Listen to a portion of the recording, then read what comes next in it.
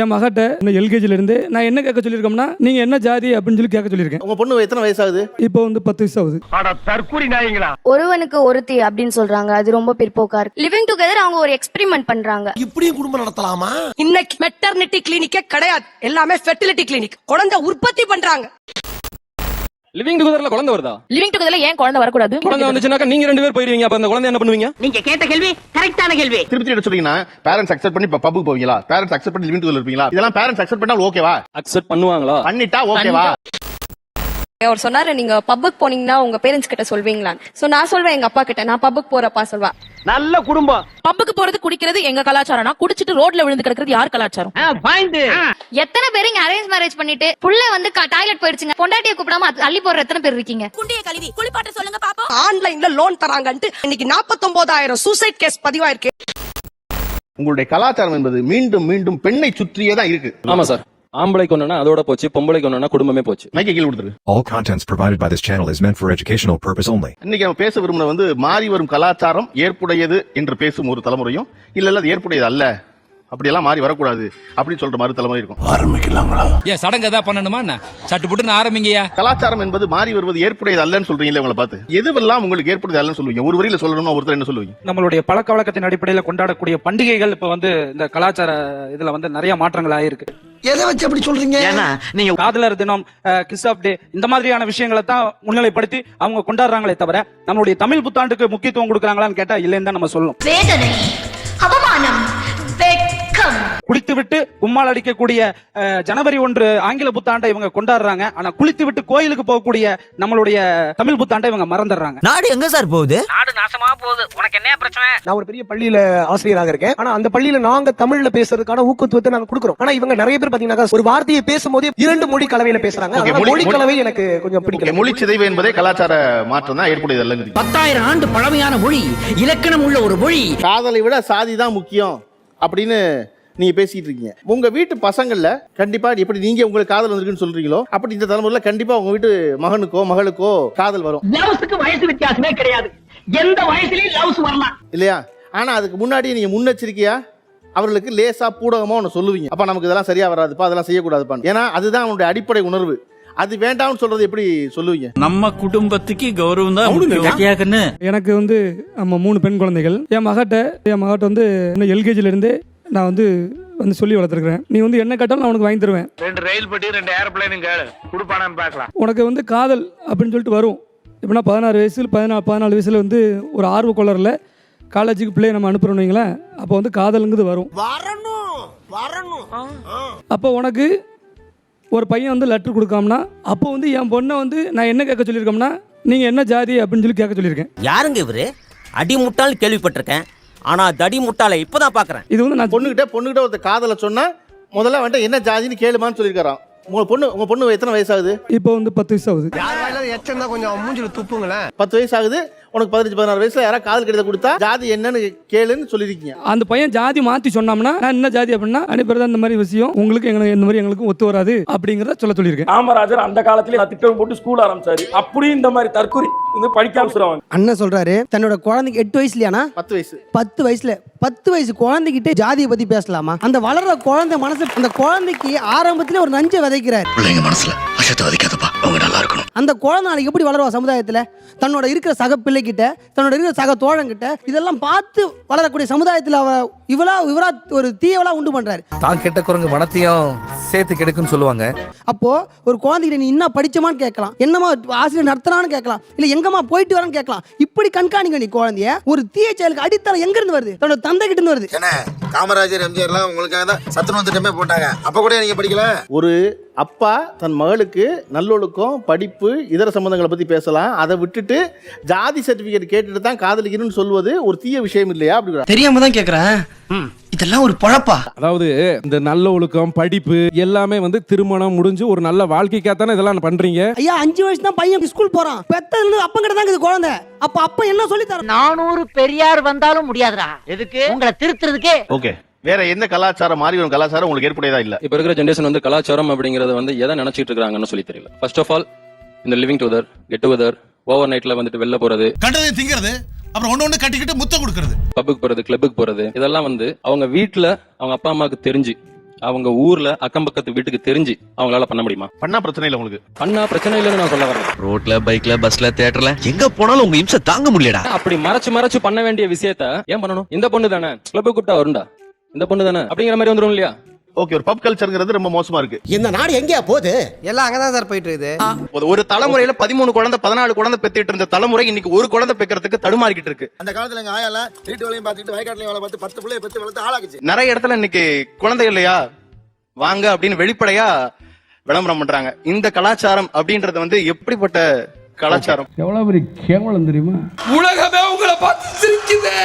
இப்ப இவர்கள் மாறி வரும் கலாச்சாரம் இதுவெல்லாம் ஏற்புடையதல்லன்னு ஒரு பெரிய லிஸ்ட் சொன்னாங்க. எல்லாருமே ஆல்மோஸ்ட் சொன்னாங்க. அப்படின்னு இவர்களில் சொன்ன எந்த விஷயம் உங்களுக்கு ரொம்ப பிற்போக்கா தோணுது? லிவிங் டுகெதர் சொல்றாங்க, ஒருவனுக்கு ஒருத்தி அப்படின்னு சொல்றாங்க. அது ரொம்ப பிற்போக்கா இருக்கு. எங்க சியான எடுத்துங்க 4 பொண்டாட்டி 7 வப்பாட்டி வச்சு மெயின்டைன் பண்ணிருக்கான். இத வந்து இவங்க ரொம்ப அது தப்பு. திருமணம் முடிஞ்சு அப்புறமே குழந்தைகள் பிறந்ததுக்கு அப்புறமே பிரியறதுக்கு ஒரு வாய்ப்பு இருக்கும்போது லிவிங் டுகெதர் அவங்க ஒரு எக்ஸ்பெரிமெண்ட் பண்றாங்க. ஓஹோ, இப்படியும் குடும்பம் நடத்தலாமா? நடத்துங்க. இது எப்படி இருக்குன்னா அவங்களால பண்ண முடியாததை இப்போ இந்த சமூகம் பண்றதுனால அவங்க அந்த பொறாமையோட வெளிப்பாடு தான் அது. என்ன சொல்ல புரியுது உங்களுக்கு? புரியுது சார். சொல்லுங்க, அவங்க என்ன சொன்னாங்கன்னு. வந்து இப்ப நான் என்ன உங்கள்ட்ட சொல்றது? லிவிங் டுகெதர்ல எந்த ப்ராப்ளம் வராது. அது உங்களால பண்ண முடியாதுங்கிற பொறாமையில நீங்க சொல்றீங்களா? அது பண்ணக்கூடாதுன்னு நாங்க சொல்றோம் சார். ஒண்ணுமில்ல சார். அத உங்களால இனிமே பண்ண முடியாதுங்கிற பொறாமையில சொல்றீங்கன்னு சொல்லு அந்த பொண்ணு. சார் ஒரு சான்ஸ் கொடுத்து பாருங்க. புடிங்கிருப்பாரு அப்படியே ஒரே புடுங்க புடுங்கி இங்க நட்டுருப்பாரு. லிவிங் டுகெதருடைய பிளஸ் நீங்க அவ்வளவு பிளஸ்ஸா நினைக்கிறது எதை அப்படின்னு தான் கேட்க விரும்புறது. லிவிங் டுகெதர் அப்படின்னு இருக்கிறது சரி, ஏன் நாங்க அதுல விரும்புறோம் அப்படின்னா அதுல ஒரு சென்டர் பாயிண்டா காதல் இருக்கு. அதுக்கு பேரு கள்ளக்காதல். திருமண உறவுல அந்த காதல் இருக்குன்றத அடிச்சு சொல்ல முடியாது. அவங்களுக்காக நான் விட்டு கொடுக்கறேன், பெரியவங்களுக்காக விட்டு கொடுக்கறேன், அது இருக்கு. யாரோ ஒருத்தர் 4 பேர் அச்சத போட்டு விருப்பமே இல்லாம ஒரு உறவுக்குள்ள வச்சுக்கிட்டு அதுக்கு ஒரு சிஸ்டம் உருவாக்கிட்டு அத கல்யாணம்னு வச்சுக்கிட்டு பேர் வச்சுக்கிட்டு டேய் கல்யாணம் பண்ணா நிம்மதியா வாழவே முடியாது. ஒரு குழந்தை முன்னாடி அப்பா அம்மாவை அடிக்கிறது நம்ம கலாச்சாரம். லிவிங் ரிலேஷன்ஷிப்ல குழந்தை முன்னாடி நாங்க ஐ லவ் யூ சொல்லிப்போம், முத்தம் கொடுத்துப்போம். இதுதான் எங்க கலாச்சாரம். இங்க அன்பு இருக்கு. லிவிங் டுகெதர்ல குழந்தை வருதா? இது பளிச்சுன்னு கேட்க வேண்டிய கேள்வி தம்பி, பயப்படாம கேளுங்க. லிவிங் டுகெதர்ல குழந்தை வருதா? லிவிங் டுகெதர்ல ஏன் குழந்தை வரக்கூடாது? புரியல. ஏன் குழந்தை வரக்கூடாது? லிவிங் குழந்தை வந்துச்சுனாக்க நீங்க 2 பேர் போயிருவீங்க. அப்ப அந்த குழந்தை என்ன பண்ணுவீங்க? பாயிண்ட். இதுக்கு தான் நீங்க பஞ்சாயத்துக்கு வேணுங்கிறது. லிவிங் டுகெதர் வந்தாலே குழந்தை நாங்க 2 பேர் போயிடுவோம் நினைக்கிறீங்களா? லிவிங் டுகெதர்ல ஏன் குழந்தை இருக்க கூடாது? காதல் இருக்கிற வரை நீங்க இருப்பீங்க. சரி, உங்களுக்கும் காதல் இல்ல அவருக்கும் காதல் இல்ல, நடுவுல குழந்தை. ஐயோ, கட்டபொம்மை வெள்ளக்காரங்கிட்ட கேட்ட மாதிரி கேக்குறாரு. சார் உங்களுக்கு திருமணம் ஆயிடுச்சு, ஓகேவா? திருமணம் ஆயிடுச்சுல்ல? இல்ல உங்களுக்கு திருமணம் ஆயிடுச்சுன்னா மனம் வருந்தோம். உங்களுடைய நண்பருக்கு திருமணம் ஆயிடுச்சு, ஓகேவா? அந்த நண்பர் திருமணமான நண்பருக்கும் மனைவிக்கும் குழந்தை பிறக்குது. சுத்தி வளைச்சு பேசாம விஷயத்துக்கு வாங்க. 2 பேரும் விவாதத்து பிரிஞ்சிடறாங்க. புள்ள எங்க போகும்? ஒண்ணு என் வீட்டோட எங்க அம்மா அப்பா கிட்ட வரும், இல்ல ஒய்ஃபோட அம்மா அப்பா வீட்டுக்கு போகும். அப்ப அந்த புள்ள அங்க போகாதா? குழந்தைய சொல்றேன். லிவிங் டுகெதர்ல இந்த பேரண்ட்ஸ் அக்செப்ட் பண்ணிட்டு இருக்காங்க. என்ன இவ்வளவு விஷயத்தை சொல்றீங்களே, யாருன்னு நீங்க முதல்ல திருப்பி எடுத்து சொல்றீங்கன்னா பேரண்ட்ஸ் அக்செப்ட் பண்ணி பப்புக்கு போவீங்களா? பேரண்ட்ஸ் அக்செப்ட் பண்ணி லிவிங் டுகெதர் இருப்பீங்களா? பேரண்ட்ஸ் அக்செப்ட் பண்ணி குறைஞ்ச விட போடுவீங்களா? இதெல்லாம் பேரண்ட்ஸ் அக்செப்ட் பண்ணா ஓகேவா? அக்செப்ட் பண்ணுவாங்களா? பண்ணிட்டா ஓகேவா? அப்படி ஒரு பேரண்ட் பண்ண மாட்டாங்க. அதுதான் தமிழ் பண்பாடு கலாச்சாரம். சார் இப்ப இந்த பொண்ணு பண்ணுமே அவங்களுக்கு உங்க பேரண்ட் ஒத்துக்கிட்டாங்களா? அந்த சொல்றேன், பொண்ணு ஒரு புள்ள பெறுது 20 வருஷம் கழிச்சு அந்த அவனுடைய மக லிவிங் ரிலேஷன்ஷிப்ல இருந்தா இந்த பொண்ணு ஒத்துக்குவாங்கல்ல? எங்க தலைமுறை அதை வரவேற்கிறோம் சார். இந்த காலத்து இளைஞர்கள் தப்பான விஷயத்தை கூட தன்னம்பிக்கையோட பேசுறாங்க பாருங்க. எங்க குழந்தைங்களோட ஒபினியன்ஸ் நாங்க மதிக்கிறோம், அவங்களோட சாய்ஸஸ் நாங்க மதிக்கிறோம். அதுதான் அன்பு, நாங்க அங்கீகரிக்கிறோம். அதுதான் சார் அன்பு. அவருக்கு இருக்க ஒரே விஷயம் என்னன்னா it is not legal. But this is illegal. No, this is illegal. திருப்பி என்னன்னா நீங்க தனியா என்ன வேணாலும் செய்யுங்க, நாங்க திரும்ப என்ன செய்வோம், ஆனா அது சட்டபூர்வமாக ஒப்புக்கொள்ளப்படலைங்கும் போது கொஞ்சம் அவங்களுக்கு இருக்க பதட்டம் அது மட்டும் தான். பதட்டமா இருக்கா? என்னையா பதட்டம்? நாங்க முறைப்படி கல்யாணம் பண்ணி முறைப்படி சட்டத்தின்பால் பிரியும் பொழுது எங்களுக்கு அந்த புள்ளைய யாரோட வச்சுக்கணுங்கிறத சட்டம் சொல்லுது. It's legal. அங்க லீகல் இல்ல அப்படிங்கும் போது என்ன தலைமுறைங்கிறத நானும் கேக்குறேன். இதெல்லாம் நீங்க கேட்க கூடாது. இது லீகல் சார். இது லீகல் இல்லன்னு சொல்லல. இது யாரும் இன்னும் இல்லீகல்னு நம்ம சமூகம் சொல்லல. நம்ம சட்டம் இதா இல்லீகல்னு சொல்லல. But according to the Supreme Court rules, இது தப்பு சார். பிரியும் பொழுது இந்த ஒரு திருமண உறவுல எப்படி ஒரு அன்பு பாசம் இருக்கும்? இது பயங்கர ராஜ்யம். இந்த கர்ம முடிச்ச கல்ச்சரை கண்ட்ரோல் பண்ண முடியாம கவர்மெண்ட் ஒதுங்கி நிக்குது. இப்படிப்பட்ட மக்களுக்காக அரசாங்கம் ஒரு நல்ல திட்டத்தை கொண்டு வந்துதான் அதை எப்படியாவது எதிர்க்கட்சிகள் முறைக்கிறோம். இது எப்படி தெரியுமா? இல்ல அந்த கேள்வி பதில் இல்ல மாட்டேன். நீங்க சொல்றது உங்க திருமணம் லீகல் தான், ஆனா என் லிவிங் ரிலேஷன்ஷிப் இல்லீகல் யார் சொல்றான்னு கேட்டா பதில் இல்ல மாட்டேன். செல்லாது நீ சொல்றதெல்லாம் ஏத்துக்க முடியாது. உங்களுடைய கலாச்சாரம் என்பது மீண்டும் பெண்ணை சுற்றியே தான் இருக்கு. சமூகத்தை பத்தி அக்கறை இல்ல உங்களுக்கு. ஆமா சார். ஆம்பளை கொண்டா அதோட போச்சு, பொம்பளை கொண்டா குடும்பமே போச்சு. மைக்க கீழ கொடுத்துரு. நான் ஒத்துக்கிறேன். மாட்டேன். நான் இன்னும் நிறைய பேச வேண்டியது இருக்கு. சார் எனக்கு அவர்கிட்ட ஒரு கொஸ்டின் இருக்கு. அவர் சொன்னாரு நீங்க பப்புக்கு போனீங்கன்னா உங்க பேரண்ட்ஸ் கிட்ட சொல்வீங்களா? சோ நான் சொல்வேன் எங்க அப்பா கிட்ட. நான் பப்புக்கு போறப்பா சொல்வேன். நல்ல குடும்பம். இந்தியாவுல இப்படி ஒரு குடும்பத்தை நான் பார்த்ததே இல்ல. ஆனா அவர் வெறும் சொல்ற ஒரே வார்த்தைனா உஷாரா போயிட்டு வா. பப்பு உள்ள போறவங்க எல்லாருமே குடிக்குவாங்கன்னு சொல்ல முடியாது. அவங்க சாப்பிட்டு கூட வருவாங்க. சோ எனக்கு ஏன் மேல நம்பிக்கை இருக்கு, எங்க அப்பா என் மேல நம்பிக்கை வச்சிருக்காரு, நான் போறேன். சாராயம் குடிக்கிற நாயை விளக்கு கொடுக்குது பாரியா. இதுல என்ன எதுக்கு நான் பக்கத்து வீட்டுக்கு சொல்லணும்னு எனக்கு அவசியம் இல்லை. என்னோட இஎம்ஐ ஒன்னும் அவங்க பே பண்ண போறது இல்ல. நான் பக்கத்து வீட்டுல சொல்லணும். உதாரணம் ரொம்ப நல்லதா இருக்கு. பப்புக்கு போறோம் குடிக்கிறோம்ன்றீங்க. பப்புக்கு போறது குடிக்கிறது எங்க கலாச்சாரம்னா, குடிச்சிட்டு ரோட்ல விழுந்து கிடக்கிறது யார் கலாச்சாரம்? குடிச்சிட்டு அவன் மனுஷனே கிடையாது, குழந்தை. பார்ட்டி போறது அவங்க சுதந்திரம், பப்பு போறது அவங்க சுதந்திரம். அதை பத்தி நாங்க பேச விரும்பல. ஆனா பார்ட்டிக்கு போயிட்டு ஆணோ பெண்ணோ ரேஷா டிரைவ் பண்ணி கொலை பண்றியா, அதை எங்க போய் சொல்ற அந்த கொடுமையா? இது ரொம்ப கொடுமை. கொடுமையோ கொடுமைப்பா, கொடுமை. எல்லாமே ஆப் சார். இன்னைக்கு 49,000 சூசைட் கேஸ் பதிவாயிருக்கு. எதுலன்னா ஆன்லைன்ல லோன் தராங்கன்ட்டு ஆன்லைன் ஆப்பை இன்ஸ்டால் பண்ணி 45,000 பேர் சூசைட் பண்ணிக்க ரெடியா இருக்கான். முட்டா பயில சார், அவங்க எல்லாம் அறிவியட்ட பயில சார். அடுத்து பிராண்ட். நான் இந்த பிராண்ட் ஷூ போடணும், இந்த பிராண்டுக்கு வாங்கணும். இந்த பெண்கள் அங்க இருக்காங்க, எனக்கும் தெரியும் நிறைய. நீங்க கேட்டு உங்களுக்கு கேட்டு பாருங்க. இந்த மேக்கப் ப்ராடக்ட் இந்த பிராண்ட்ல வாங்கணும். பசங்க எல்லாம் பார்ல காசை விடுறானுங்கன்னா பொண்ணுங்க எல்லாம் பார்லர்ல விடுறாளுங்க. இந்த மாதிரியான போன் பயன்படுத்தணும். சோ அடுத்து என்ன பண்ணா நினைக்கிறத விட அடுத்தவன் என்ன பண்றாங்கறத பார்த்து மாறி நம்ம வேற ஒரு கட்டத்துக்கு மாறிக்கொண்டிருக்கிறோம். செருப்பை ஏசி ரூம்லயும் சாப்பாட்ட பிளாட்ஃபார்ம்லயும் விக்கிற ஊர் இது. இந்த மாதிரியான கலாச்சார மாற்றங்கள் தான் இது எங்க போய் நிக்குதுன்னு பாத்தீங்கன்னா, இவங்க மஞ்சள் பூசுறதே நிறைய விஷயங்கள் பேசினாங்க. நான் ரொம்ப அடிப்படையான ஒரு விஷயத்துக்கு வரேன். இப்ப நான் சொல்ல போற விஷயத்துல எத்தனை அர்த்தம் இருக்குங்கிற மட்டும் எண்ணிப்பார். இன்னைக்கு மெட்டர்னிட்டி கிளினிக்கே கிடையாது, எல்லாமே ஃபெர்டிலிட்டி கிளினிக். மகப்பேரே கிடையாது, குழந்தை உற்பத்தி பண்றாங்க. கேக்குறது கொஞ்சம் கசப்பா இருந்தாலும் இதுதான் உண்மை.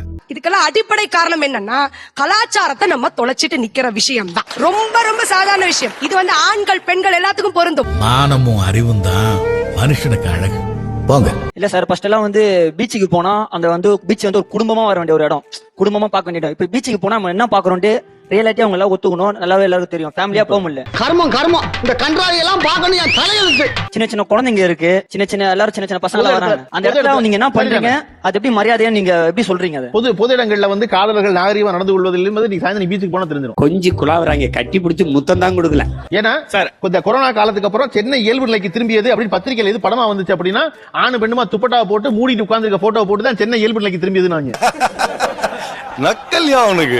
சார் இப்போ நம்ம ஊர்ல லவ் பண்றதுக்கு ஒரு இடம் எங்க தான் சார் இருக்கு? இது எல்லாமே இவங்க ஏதோ ஒரு அதுக்கு மெரினாவில கட்டி பிடிச்சி புத்தம் கொடுக்குற என்ன சம்பந்தம்? நம்ம கூட்டு குடும்பம், ஒழுக்கம், இது எல்லாத்த பத்தியும் பேசுவோம். ஆனா மக்கள் தொகையில நம்ம தான் நம்பர் 1 இருப்போம். ஜனத்தொகை மட்டும் 100 கோடியை தாண்டி போய்கிட்டு இருக்கு. ஆனா முதலீடுனா என்னன்னு தெரியல. எல்லா இடத்துலயும் பிரச்சனையா இருக்கு. எல்லா இடத்தையும் ரெஸ்ட்ரிக்ட் பண்றது கலாச்சாரம் அப்படின்னு, அதாவது மனுஷங்களோட மூளையில இருக்கு. கலாச்சாரத்துல எல்லாத்தையும் கலாச்சாரம் சொல்லாதீங்க. உன் மனசுல நீ என்னடி நினைச்சிட்டு இருக்க? என்ன நினைச்சிட்டு இருக்க? நீங்க சொல்ல வரது என்னன்னா, இப்ப மெரினால எல்லாரும் உட்கார்ந்துட்டு ஒருத்தர் மடியில ஒருத்தர் படுத்துக்கிட்டு இருக்கலாம். காரணம் இடம் கொடுக்கலடா, அதனால பொது இடத்துல தான் நடந்துவோம். பக்கத்துல ரங்கராட்டனத்துல புள்ள சுத்துறா, சுத்தி பாக்கட்டும் நீங்க என்ன பண்ண முடியும்? மிஞ்சி மிஞ்சி போற காரி துப்புவாங்க. அத நான் சரின்னு சொல்லலைங்க சார். அந்த நிலைமைக்கு யாரு தள்ளி விட்டாங்க நான் கேக்குறேன். அது எப்படி புரியல? அது யாரு தள்ளி விட்டானா நீங்க எப்படி சொல்றீங்க? ஏங்க லவ் பண்றதுக்கு என்னதாங்க பண்ணுவாங்க? எங்க நீங்க இடம் கொடுக்குறீங்க? இது ஒரு பிரச்சனைன்னு பேசிட்டு இது ஒரு கேவலம். சரி, லவ் பண்றதுக்கு கவர்மெண்ட் சொல்லி நீங்க பிரச்சனை பண்றீங்க. லவ் பண்றதுக்கு கவர்மெண்ட் சொல்லி ஒரு இது அசெம்பிளி பண்ணி இது பண்ணிடுவோமா? நீங்க போய் லவ் பண்ணுங்க அப்படி சொல்லிடுவோமா? பெரிய மேதாவி மாதிரி பேசுறது நினைப்பு மூடுறா. மாறி வரும் வேற எந்த கலாச்சாரம் உங்களுக்கு ஏற்புடையதா இல்ல. இன்னைக்கு காதல் என்ற ஒரு கலாச்சாரமே மாறி போயிடுச்சு. காதல்னா கல்யாணத்துக்கு முன்ன பண்ணுவது காதல் அல்ல. கல்யாணம் ஆன பிறகு மனைவியை காதலிப்பதுதான் உண்மையான காதல். கிரிஞ்சுங்க, கிரிஞ்ச் ஆஃப் தி இயர் உங்களுக்கு அவார்டே தரலாங்க. முதல்ல அரேஞ்ச்டு மேரேஜ் இருந்தது, அப்புறம் காதல் திருமணம் வந்தது, லிவிங் டுகெதர்னு வந்து போச்சு. இப்ப இதெல்லாம் வந்து கலாச்சார சீர்கேடு தான். காதல் திருமணம் என்பதே அந்த காலத்துல களவு என்று இருந்தது. அதுக்கு பேரு கள்ளக்காதல். அதுலயும் ஒரு நியாயம் இருந்தது, ஒரு கலாச்சாரம் இருந்தது. ஆனா இன்னைக்கு வந்து லிவிங் டுகெதர் என்பது ஒருத்தருக்கு சேஃப்டி இல்லாம, எந்த ஒரு பாண்டும் இல்லாம ஒன்றாக வாழ்வது எப்படி சாத்தியம்? சில நாட்களிலே ஒருவர் பார்க்கும் பொழுது போர் அடித்து விடக்கூடும். உங்களுக்கு வந்து ரொம்ப நாள் கழிச்சு சுதந்திரம் கொடுத்திருக்காங்க. கொஞ்சம் வந்து கயிறுல கட்டப்பட்ட கன்றுக்குட்டிகள் வந்து அவுத்து விட்ட கன்றுக்குட்டிகள் மாதிரி கொஞ்சம் தொல்லை செய்வீங்க, இல்லன்னு சொல்லல. எங்களை அவுத்து விட்டாங்கன்னு வச்சுக்கோ, சிறகு அடிப்போம் நாங்க. நீங்க சொல்ல வர்றது என்ன? கலாச்சாரத்தை மீறி நீங்கள் என்ன செய்தாலும் கடைசியில் கேடு என்பது, கெட்ட பெயர் என்பது பெண்ணுக்கு தான் வந்து முடியுது. அதனால செய்யாதீங்க, அவ்வளவுதான் சொல்லுவீங்க. பொம்பளைங்கன்னா புள்ளைய பெத்தமா, புடவை துவச்சமா, சமைச்சமா இருக்கணும். அதுதான் இன்னும் சார்ந்த விஷயங்கள் நிறைய இருக்கு. ரொம்ப சிம்பிளா எளிமையா சொல்லிடு. நீ மனசு நினைக்கிறது என்ன ஆனாலும் கடைசியில சேலையில முள்ளு விழுந்தாலும், முள்ளு மேல சேலை விழுந்தாலும், கிழிச்சல் போறது சேலை தான் சொல்ல வர்றதானே? அதேதான். ஒரு 2 பேர் ஒன்னா சேர்ந்து வாழ்றாங்க, பிரியணும்னா அவங்க பிரிய போறாங்க. ஏதோ லவ் மேரேஜ் பண்ணுனா உடனே அவங்களுடைய அத்தனையுமே ஒழிஞ்சு போயிடுற மாதிரியும், அரேஞ்ச் மேரேஜ்ல எதுவுமே ஒழியாம இருக்கிற மாதிரியும். அரேஞ்ச் மேரேஜ் பண்ணி குழந்தை குட்டியோட உண்மையிலேயே சந்தோஷமா இருக்கிற ஒரு ஆளை எனக்கு காட்டுங்க. எத்தனை பேர் இங்க அரேஞ்ச் மேரேஜ் பண்ணிட்டு புள்ள வந்து டாய்லெட் போயிடுச்சுங்க. நான் ரொம்ப யதார்த்தமா கேக்குறேன், உங்க புள்ள வயசு எனக்கு. அந்த டாய்லெட்டை பொண்டாட்டியை கூப்பிடாம அள்ளி போடுற எத்தனை பேர் இருக்கீங்க? ஒரு நாளைக்காவது பெத்த பிள்ளைக்கு குண்டிய கழுவி குளிப்பாட்ட சொல்லுங்க பாப்போம். அங்க எதுக்கு நான் இதை சொல்ல வந்தேன் அப்படின்னா, 2 பேரும் சேர்ந்து வேலை செய்வோம் அப்படின்றது லிவிங் டுகெதர் ரொம்ப சாதாரண விஷயம். நான் ஒரு நாளைக்கு துணியை துவைச்சேன்னா நீயும் ஒரு நாளைக்கு துணியை துவைக்கணும். பிரிஞ்சிருவாங்கன்னா கல்யாணத்துக்கு முன்னாடி இந்த பயம் இருந்திருக்கும். எல்லா அப்பா அம்மாவும் ரொம்ப நம்பிக்கையோட 50 வருஷம் வாழ போறாங்க, நம்பிக்கையில கல்யாணம் பண்ணி தராங்களா? கிடையாது. ஆனா அந்த கல்யாணத்துல நீங்க ஏன் நம்பிக்கை வைக்கிறீங்கன்னா, பொண்ணு கிட்ட முத நாள் வந்து அட்வைஸ் பண்ணுவீங்க. இந்தியாவுல புத்தி சொல்றவங்க தான் ஜாஸ்தி, உதவி செய்யறதுக்கு ஆளே இல்ல. அந்த பிள்ளைய PhD படிக்க வச்சிருப்பீங்க, அந்த படிப்பெல்லாம் பெருசு இல்ல. முத நாள் அவங்க அம்மா எடுப்பாங்க பாரு பாடம், பார்த்து நடந்துக்கமா, நீ போற இடத்துல அப்படி நடந்துக்கணுமா, இப்படி நடந்துக்கணுமா, அப்படி பாடம் இங்க எடுக்க மாட்டாங்கன்னா உங்களுக்கு பயம் வருது லிவிங் டுகெதர்ல. ஏமா இப்படி தப்பு பண்றீங்களம்மா? என்னையா இது இப்படின்னு சொல்லிட்டு பாடம் எடுத்து பல வீட்டுல அப்படி பாடம் எடுக்காம வந்து பாடம் எடுக்க வேணாங்க, வாழ்க்கை பொது பதிலே சொல்லாதீங்க. அப்ப நான் பஞ்சாயத்துல ஒண்ணு சொல்லக்கூடாதா? சொல்லக்கூடாது. எனக்கு தெரிஞ்சு 10 வருஷத்துக்கு முன்னாடி பஸ்லயோ ட்ரெயின்லயோ வயதான ஒரு ஆள் நின்னா உடனே ஒரு கர்ப்பிணி பெண்ணை பார்த்தா அவட எந்திரிச்சிருவோம். ஆளையெல்லாம் உடனே எந்திரிச்சிருவோம், ஏறின உடனே எந்திரிச்சிருவான். ராமு காலம் மாறி போச்சுடா. இன்னைக்கு நீங்க போய் பாருங்க, ஒரு எலக்ட்ரிக் ட்ரெயின்லயோ ஒரு பஸ்லயோ பாருங்க, யாரோ ஒரு வயசான ஒரு ஆளை பார்த்தோன்னு பையனை பொண்ணு என்ன செய்வாங்கன்னா, இவனை கண்ணு பார்த்தோம்னா எந்திரிக்க வேண்டியது வருவேன், குனிஞ்சு போன்ல கேம் ஆட ஆரம்பிச்சிருவான். டெக்னாலஜினால எல்லாரும் கிட்ட வரதா நினைச்சிட்டு தூரமா போயிட்டு இருக்கீங்க. இது மாதிரி ஒரு கலாச்சாரம் நீங்க சொல்லுவீங்கன்னா எங்களால ஏத்துக்க முடியாது. அதை பார்த்தா நீ குனிஞ்சு போன்ல கேம் ஆடு வேணா எனக்கு வேண்டாம் அப்படிங்கிறத சொல்ல விரும்புறேன். எவ்வளவு வயசான ஏன் தாத்தா எந்திரிக்க வேண்டாம், தாத்தா போல யாரை பார்த்தாலும் எந்திரிப்பேன், அப்படித்தான் நான் பழகிருக்கேன். கஷ்டம்னு வந்து அந்த கைப்புல கர்ணனா மாறிடுவான். கலாச்சாரம் என்பது காலகாலத்தும் நிலைத்திருக்கட்டும். மீண்டும் அடுத்த வாரம் மற்றொரு தலைப்பில் சந்திப்போம், சிந்திப்போம். நன்றி, வணக்கம். அப்பாடா, சந்தோஷமாக வீட்டுக்கு செல்லுங்கள். நன்றி, வணக்கம்.